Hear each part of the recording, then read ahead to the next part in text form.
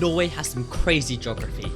Despite being the size of Japan, Norway is home to 1/20th as many people, a population of just 5.6 million. The landscape is harsh, with 2/3 of it being mountains, and it has less arable land than Egypt. And yet, they have the world's largest investment fund. An astonishing $2 trillion of assets is managed by the government, equivalent to over $350,000 per citizen.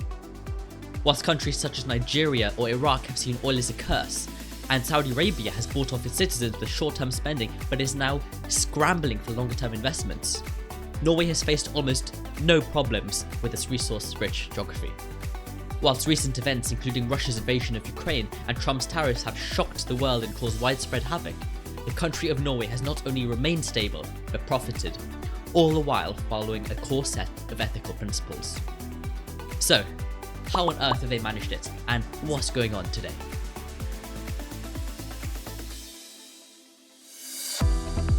Someone several decades ago were really smart on how to deal with the income from this industry. Why don't we have a wealth fund? Other countries have wealth funds. We have nothing. We have nothing. Yeah, so it's one of the great success stories of this country, right? It has now become the world's largest fund. But the warning signs are there. We must not make small problems big. It's the most watched number in the country.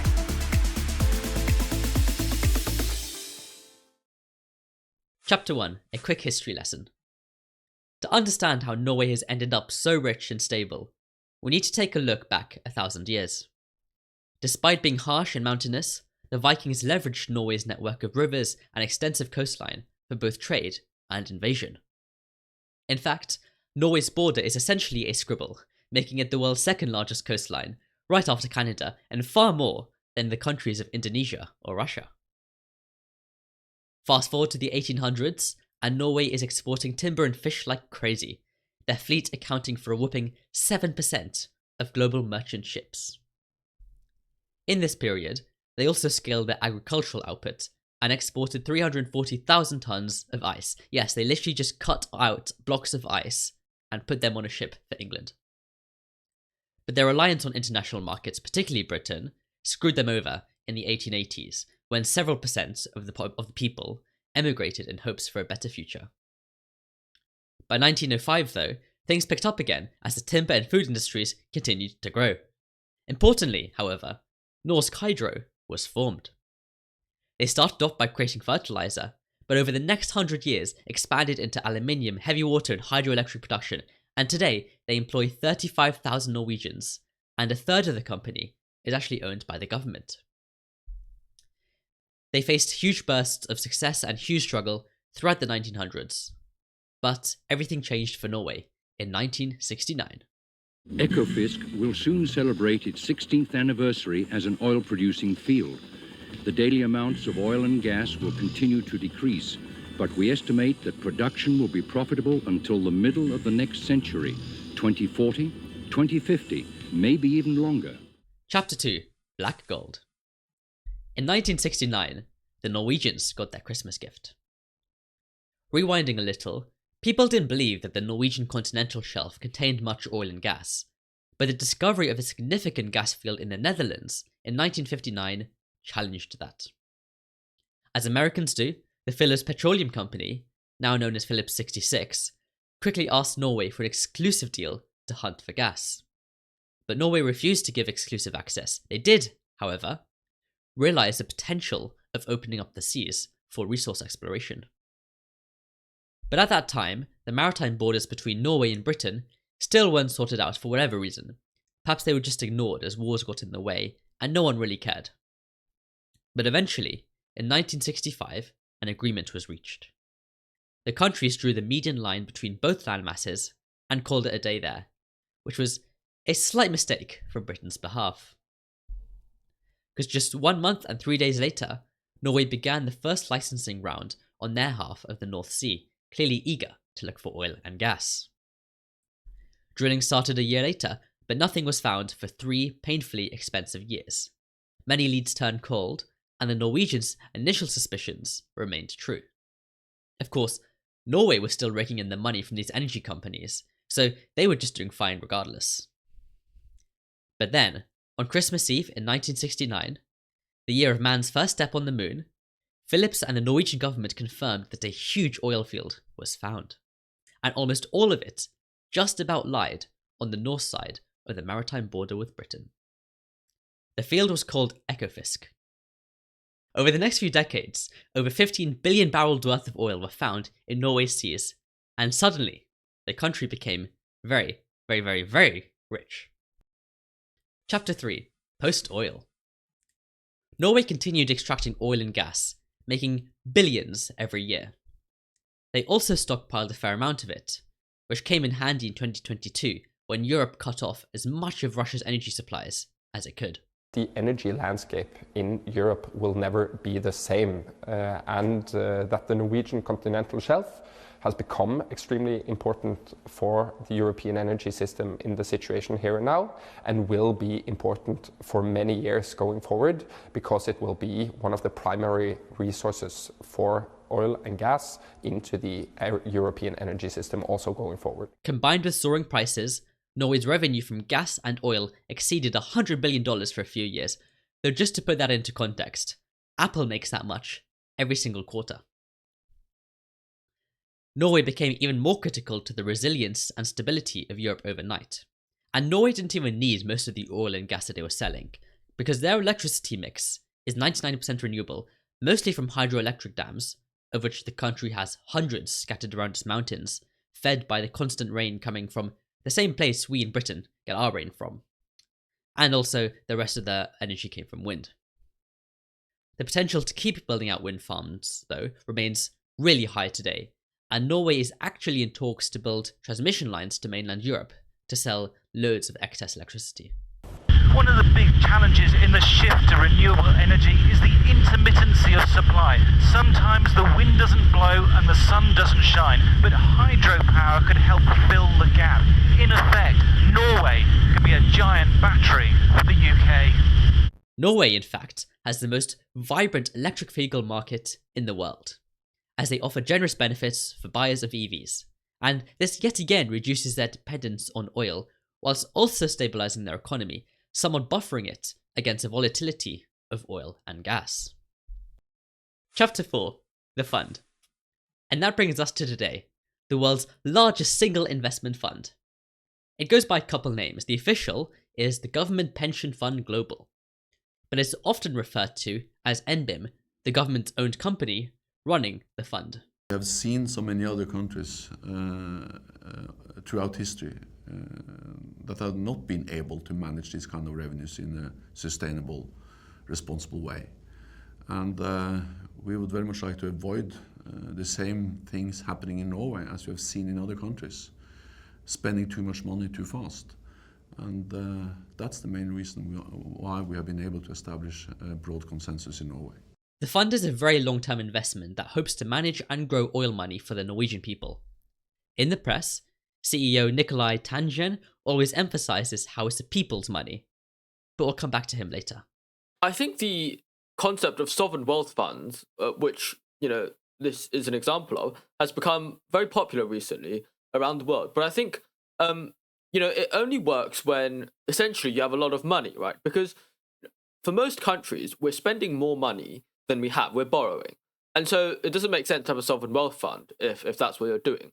But my understanding is with these countries that have huge petroleum revenues, you have more money than you can spend, right? And so it makes sense to save this later for a rainy day. And I think Norway is very unique in that it has actually managed to do that. A lot of other countries simply fail. And I think that is a tremendous testament to Norway, essentially as a country, because it has proven to be a really difficult thing to do with the resource curse. Indeed, from the very beginning, Norway had a focus on ensuring that their oil wealth would be managed responsibly and serve the country for generations. The role of petroleum activity in Norwegian society was a 1974 report submitted by the Ministry of Finance, discussing how the situation should be handled from a political, geographical, and economical point of view. It modelled different scenarios of tax, how Norway would interact with the global industry, and it has loads of uncanny similarities with the situations we see today. And 22 years of discussion later, the fund receives its first transaction from the government. And it is probably the most important piece of paper in modern Norwegian history. All of the money in the fund is invested abroad in about 9,000 different companies today. And this has in fact been a huge benefit, as the Norwegian krone has weakened significantly over time relative to the dollar and even other currencies like the pound, which almost buffers the country against weak FX rates. Initially, super safe investments are prioritized, with the fund comprising almost entirely of government bonds. But as their risk tolerance grew over the decades, the fund began investing in more and more equities.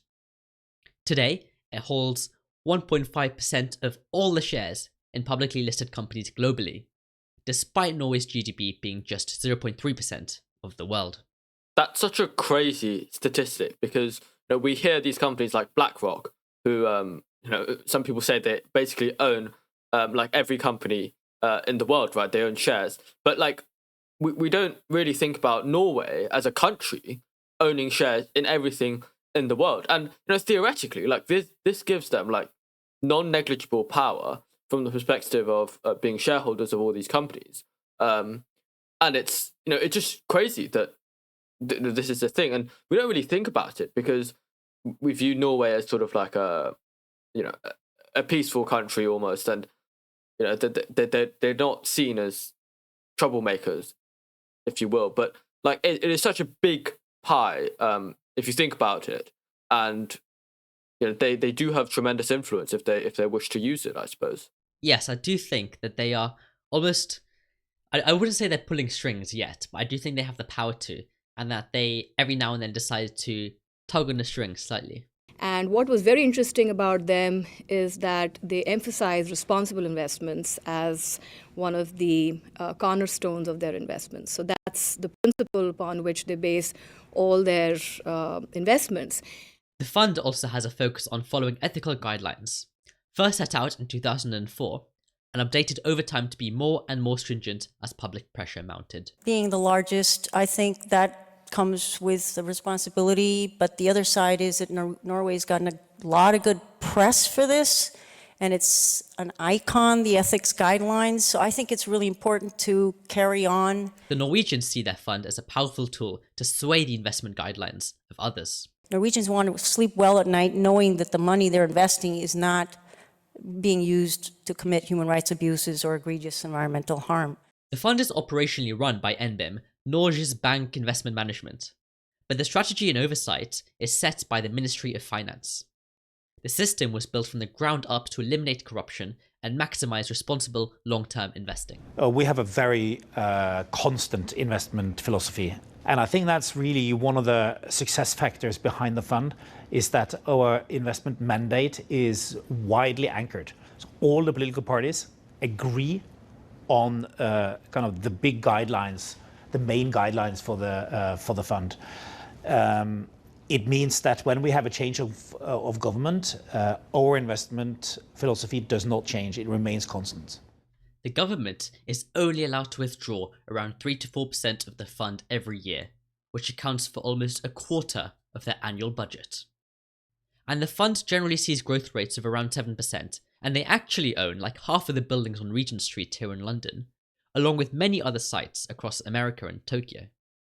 Pretty much everyone in Norway sees the fund as a huge success. The CEO of NBIM who runs the fund, Nikolai, previously made his 9-figure fortune in the hedge fund business. And having spent hours listening to him speak, I can confidently say that he's a pretty interesting guy. So when you went to Wharton and you said you're from Norway, did people in Wharton say, where is that? Or yeah, of course. And did they make fun of Norway? Did they say you were a Viking or something like that? Yeah. Okay. Well, I was. Okay. Okay, so... He does his job because he just really loves it. It's so multidisciplinary, and he feels like he's doing a good service to the nation, and he even ran for a second term and got it. I started off in Norway. I studied Russian in the intelligence service. I went to Wharton, did business undergrad, and then I have done some degrees afterwards. I've done one in art history and one in social psychology.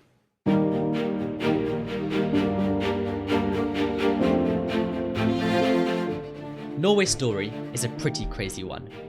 From a rugged, mountainous land that would have screwed over so many others, they've sustainably exploited it to become an essential backbone of resources for Europe.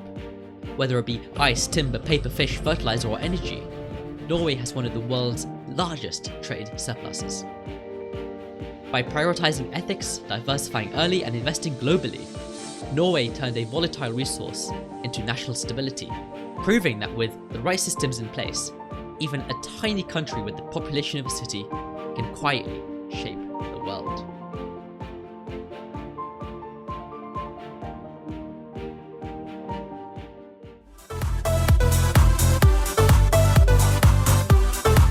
Thank you for listening. If you've enjoyed this story, smash those like and subscribe buttons. The full episode can be found in the description alongside our weekly newsletter and the sources that we used. Bye.